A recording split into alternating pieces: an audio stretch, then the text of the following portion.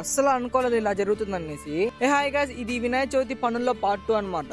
నిన్న నైట్ మాకు 50 and 60% మండపం అయితే కంప్లీట్ చేసేసాము. ఇంకా మాకైతే డిజైన్ వర్క్ అయితే మిగిలిపోయినాయి. ఇంకా మార్నింగ్ అయితే షాపింగ్ అయితే వెళ్ళిపోయి డిజైన్ కావాల్సిన క్లాత్ తీసుకుందాం అనేసి ఇంకా సరే అనేసి ఇంకా షాపింగ్ కి వెళ్ళిపోయి ఇంకా క్లాత్ అయితే వైట్ అండ్ రోసెస్ సెలెక్ట్ చేసాం అనమాట డిజైన్ కోసము. అంతేకాకుండా మా కమిటీ మెంబర్స్ అండ్ మా వినాయక చవితికి సంబంధించిన టీ షర్ట్లు అయితే తీసుకురామని చెప్పారు ప్రింటింగ్ చేసుకుని. ఇంకా టీ షర్ట్ లో క్లాత్ తీసుకుని మేము మండపం దగ్గరికి వెళ్ళిపోయాం. ఇంకా మెజర్మెంట్స్ తీసుకున్న క్లాత్ అయితే కట్ చేసేసాం నీట్ గా. ఇంకా డిజైన్ చూసుకుని దాన్నే ఫాలో అప్ చేసుకుంటే అయితే ఈజీగా మాకు 2 నుంచి 3 hours దాకా పట్టింది ఆ డిజైన్ కంప్లీట్ చేసేదానికైతే. మాకు ఇన్స్పెక్షన్ చేసినట్టుగా మా యూత్ లీడర్ రోజు మొత్తం ఇన్స్పెక్షన్ చేస్తున్నాడు ఎలా చేస్తున్నారు అనేసి. ఒక పని చేయరా అంటే చేయడు, మాకైతే సజెషన్లు ఇస్తా అన్నాడు అనమాట. మీ యూత్ లీడర్ కూడా ఎలా ఉంటే కామెంట్ చేయండి. ఇంకా మొత్తం కంప్లీట్ చేసుకున్న తర్వాత ఇంకా చిన్న చిన్న ఇంకా లైటింగ్ వర్క్స్ అయితే ఉన్నాయి. ఇంకా మేము బయటికి వెళ్ళి లైటింగ్ తీసుకొచ్చి లోపల ఫుల్ వర్షం అయితే పట్టుకుంది. మాకైతే భయం వేసేసింది మా మండపంలోకి వాటర్ వచ్చేసి ఉంటాయేమో అనేసి.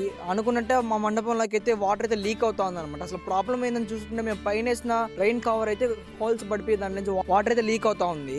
తర్వాత ఏం జరిగిందో పార్ట్ 3 అయితే చెప్తాను. Stay tune.